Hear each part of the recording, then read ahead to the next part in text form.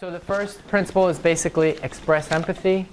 The idea is that we want to normalize.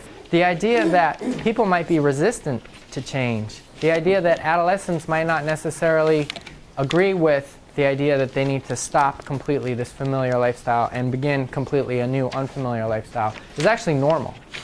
There's nothing wrong with that inherently.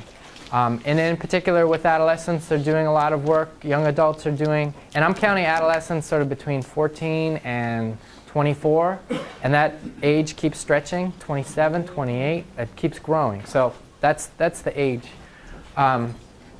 Acceptance facilitates change. You putting yourself in a role of accepting where they are, wherever that is, normalizing the fact that they might resist some of the things that you see as healthy or productive, that's okay. It's not a question of trying to get them to see exactly what you're saying. Accept the individual, not necessarily the behavior. You can disagree with some of the things that are involved in their lifestyle without saying that that's a bad person, because what is a bad person doesn't exist, right? It's the behaviors that we're targeting. Understand and accept without judgment, criticism, or blame. If you can't accept where they are, at least you can really hear where they are. You don't have to agree with what they're doing. You can just be there in the moment to see what's going on for them, what their realities are. That's empathy. Any questions about empathy? Okay. Develop discrepancy. An exercise to do with adolescents is working with them to identify the differences between how they see themselves in terms of their goals, what they're striving for, what they're reaching for, and what their present behaviors are. So can someone give me an example of someone that you work with, a student that you work with, where they'd like to see themselves? Does anyone have someone who has an idea of where they'd like to be in a couple years? Anybody want to have a music career, or anybody want to be military, start their own clothing line, even if it's out there, anything like that? Reaching for things, run a little business in the neighborhood, start their own business. So that's a goal, that's a value, that's something that they have. I'm going to be the greatest MC ever. You'll see me everywhere in a few years. Even if it's not realistic, that's a goal. That's what they believe in.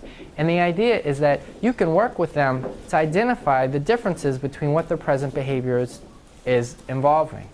So failing drug tests, how's that going to help you open up a business? I see in you someone who's reaching and striving for these things. How is struggling with whatever small issues, the petty issues that get involved when substance use starts to interfere with their life, how is that going to get you where you're trying to be? Let the participant name the problem. They're developing the discrepancy. You're guiding the conversation in that way. You're helping them see the differences between who they see themselves as being and their behaviors. Does that make sense? It's important for the participant to be the one to make the arguments for change, not you. And that does two things. It shifts the conversation. It suddenly makes it so that you're talking about solutions, not problems, okay? Because it's their identifying, and they're identifying problems because they want to get over those problems to get towards their goals. The second thing that happens is it unburdens you. You don't have to fix it all, because guess what? You can't, quote unquote, fix it all. Now you're collaborating. Now you're working with someone. Okay, what can we do? You want to be the world's greatest MC? Okay, well, we got to figure this out. Where are we going to go from here? What's going to help us get to that place? Motivational interviewing is often talked about as being a dance. It depends what kind of time and resources you have. In certain circumstances, like the health promotion advocates Lee works with, they have 10 minutes before the doc's coming in. They're literally in a doctor's office waiting for a doctor to come in. And so it's possible they may never get to change that. Because that's not the setting for it, they get referred to someone like me, and that's what I do with them. But if you have more time and you're developing relationships, there's a few different things that are happening with this. One, we're talking about a specific screening tool and a kind of language to use with that. What you discover, what you uncover with this, you're going to do lots of different things depending on your particular environment. But there may be a whole time where, guess what? You're the first person who ever really asked them what they like about smoking weed.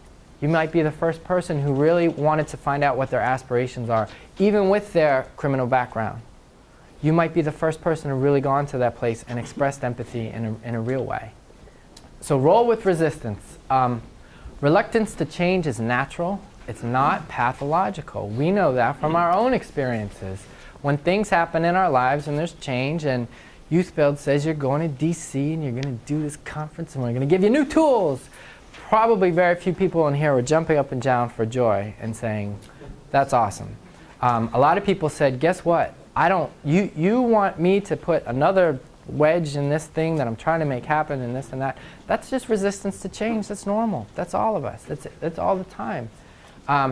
When we have an idea of what our clients, patients, participants, students need to be doing, that's when we start to stuff them into a place and we start getting frustrated at their resistance. We need to back off of that and recognize that reluctance to change is natural. Avoid the battle between you, the expert, and the participant. We don't need to argue. So someone had brought up, what if they say, I don't believe in what you're saying, or I know weed comes from the earth, it's good for you, or whatever. We don't have to turn it into this push-pull situation. We're actually just trying to see where they're at. Okay, that's what you feel. I hear you saying that, et cetera, et cetera. And finally, motivational interviewing really puts out there that someone doesn't need to accept a label in order to work on the behavior change. They don't need to say, I'm an alcoholic, or I'm addicted to weed, or I have a substance abuse problem. That really doesn't do much. It may make us feel better because now we've categorized and now we're working on something, but it's really not going to do much for the individual, for the actual change itself. If it works for them, if it helps them remember, I'm an alcoholic and I need to be careful of what I'm doing, if that fits them, then that's their choice. But we don't need to get them to accept the label. Does that make sense?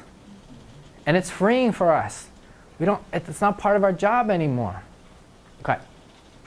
And then finally, support self-efficacy. This seems like a group that's really primed to actually understand this, because I don't really think you could be doing the amazing work that you do without this. So they must believe that change is a possibility. Think about when you're interviewing potential students for your programs. Just the energy that you put in there. I'm sure you all have amazing ways to do that.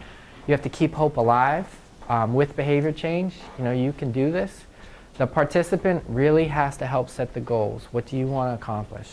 Given the circumstances. The circumstances might be if you test positive again, you're out. Circumstances might be that company's not going to hire anybody who tests positive. So, but given that reality, what do you want to accomplish? It's still on them. And remember, they're the ones that are responsible for carrying out personal change. So they're the ones that have to make this happen, not us. So in the example that you brought up about saying, why do you smoke weed every day? For us, it's easy. Just stop. Simple. And for them, there may be other steps and areas of growth that are happening. And so it's on them. They need to own it.